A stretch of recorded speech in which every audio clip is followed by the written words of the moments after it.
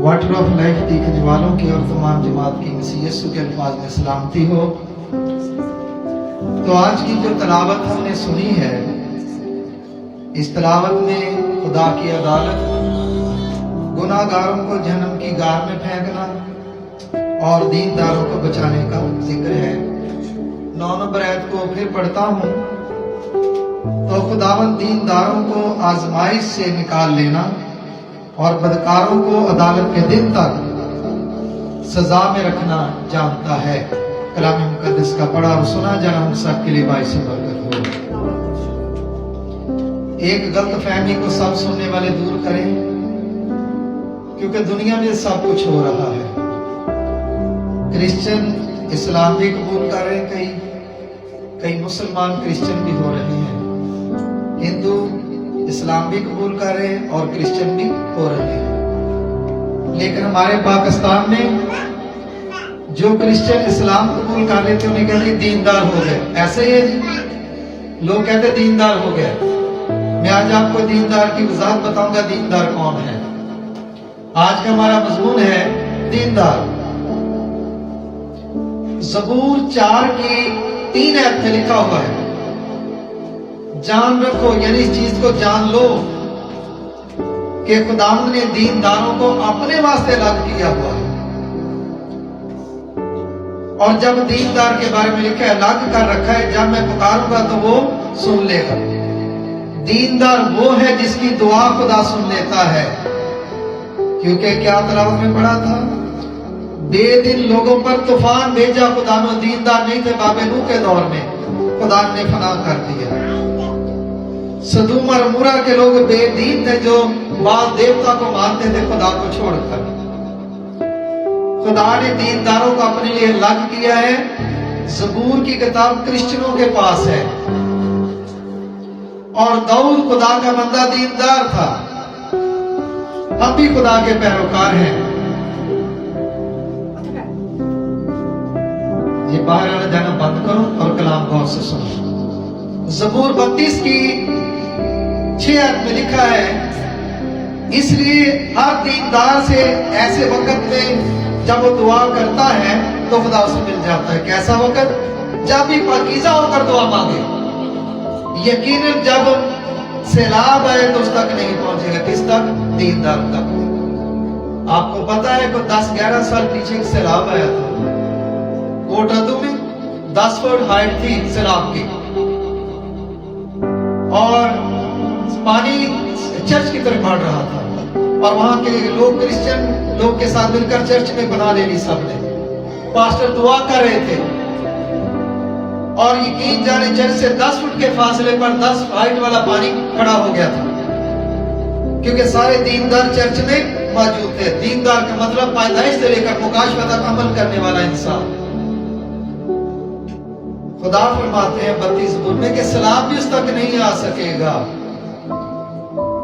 और ज़बूर 86 की 2 आयत में लिखा है, मेरी जान की हिफाजत कर, क्योंकि मैं दीनदार हूं। ऐ मेरे खुदा, अपने बंदा को जिसका तवक्कुल तुझ पर है बचा ले। जो दीनदार है खुदा उनको बचाता है। कैसे बचाता है? 97 ज़बूर की 10 आयत में लिखा हुआ है, ऐ खुदा से मोहब्बत रखने वालों, बदी से नफरत करो, क्योंकि वही अपने मुकद्दसों की जानों को महफूज रखता है। जिनको बदी से नफरत है वो दीनदार है, खुदा उसकी जान को बचाता है। और मीका 7 की 2 आयत में दीनदार की और पहचान लिखी गई है। दीनदार आदमी दुनिया से जाते रहे, लोगों में कोई रास्तबाज नहीं, यानी रास्तबाज दीनदार है।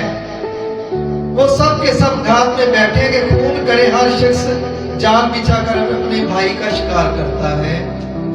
आज भाई भाइयों को मार रहे हैं, औलाद माँ बाप को मार रहे हैं जायदाद की खातिर।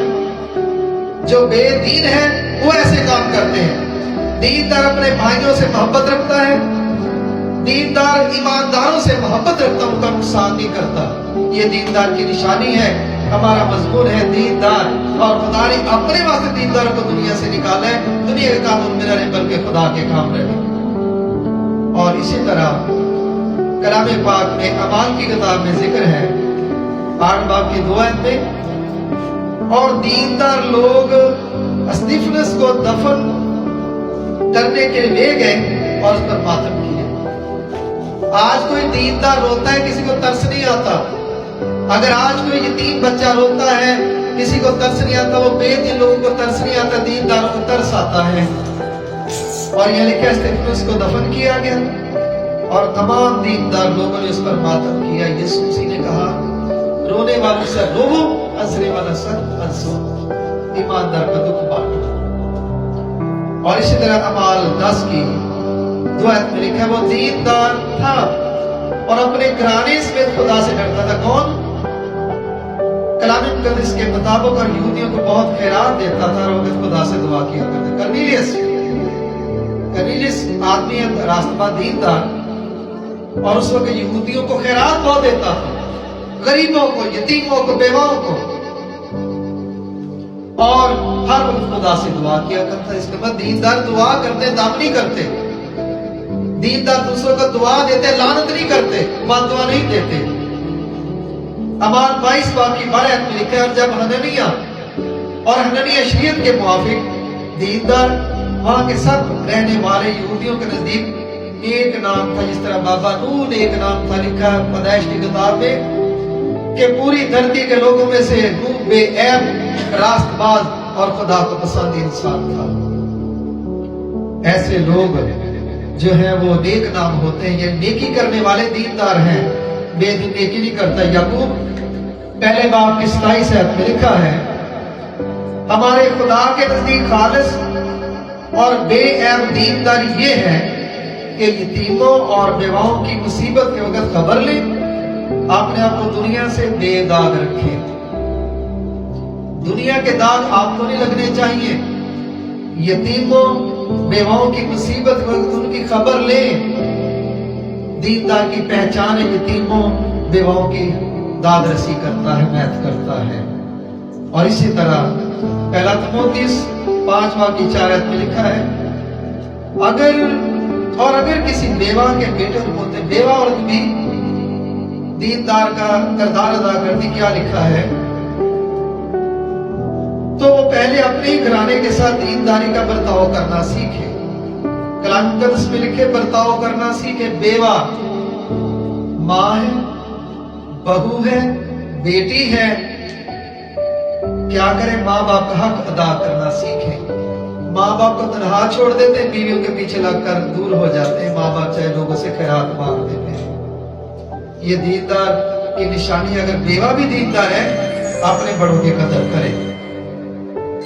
اور کلام مقدس میں لکھا ہے، کیونکہ یہ خدا کے نزدیک پسندیدہ ہے۔ اور دوسرا تموتھیوس 3 باب کی 12 آیت میں لکھا ہے، بلکہ جتنے مسیح یسوع میں دینداری کی زندگی گزارنا چاہتے وہ سب ستائے جائیں گے۔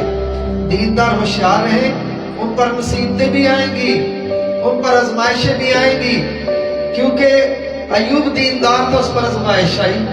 ابراہیم دیندار تھا، اس کی آزمائش لگی، خدا نے کہا تھا اپنا بیٹا مجھے دے دے، قربانی کرنے کے لیے گیا تھا نا اپنا بیٹا۔